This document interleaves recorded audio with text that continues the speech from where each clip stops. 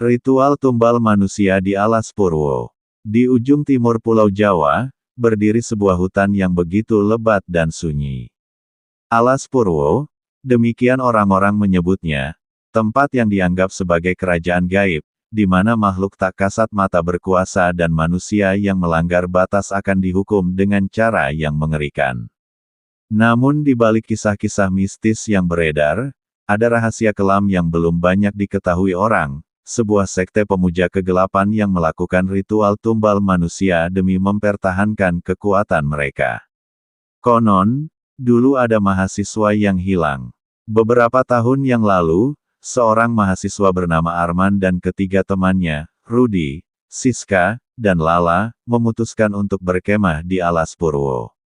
Mereka ingin membuktikan bahwa semua cerita horor tentang tempat itu hanyalah mitos belaka. Namun 2 hari setelah keberangkatan mereka, tidak ada satupun dari mereka yang kembali. Kabar ini segera menyebar, dan tim pencarian pun dikirim untuk mencari mereka. Hasilnya, hanya 1 orang yang ditemukan, Rudy, dalam keadaan linglung dan penuh luka di sekujur tubuhnya. Ketika ditanyai oleh polisi, Rudy hanya bisa berkata dengan suara gemetar, "Jangan pergi ke sana. Mereka butuh darah." Malam terakhir di Alas Purwo. Malam itu, keempat mahasiswa itu mendirikan tenda di dekat sebuah gua yang tersembunyi di dalam hutan. Tidak ada sinyal ponsel, hanya suara burung hantu dan desiran angin yang terdengar. Saat tengah malam, Lala merasakan ada sesuatu yang aneh. Udara tiba-tiba menjadi lebih dingin, dan suara-suara aneh mulai terdengar dari dalam gua.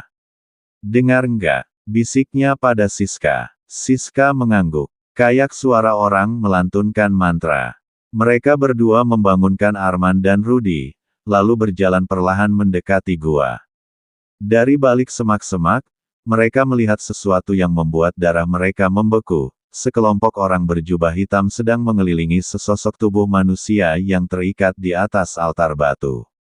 Orang-orang itu melantunkan mantra dalam bahasa Jawa kuno, sementara seorang pemimpin ritual memegang belati berkarat. Korban yang terikat berusaha berteriak, tetapi mulutnya disumpal kain kotor. Darahnya akan menghidupkan mereka kembali, suara pemimpin ritual terdengar jelas di udara malam. Ketiga mahasiswa itu terpaku, sementara Rudy tanpa sadar menginjak ranting kering. Kerak, seketika, para pemuja itu menoleh ke arah mereka.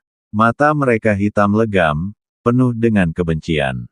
Ambil mereka. Pelarian dan keputusasaan. Arman, Siska, dan Rudy lari sekuat tenaga, tetapi Lala tersandung dan jatuh. Salah satu pemuja menarik kakinya dan menyeretnya kembali ke altar. Jeritan Lala menggema di tengah hutan, sebelum akhirnya suara itu menghilang. Mereka bertiga terus berlari tanpa henti, menembus kegelapan hutan. Namun, satu persatu mereka menghilang.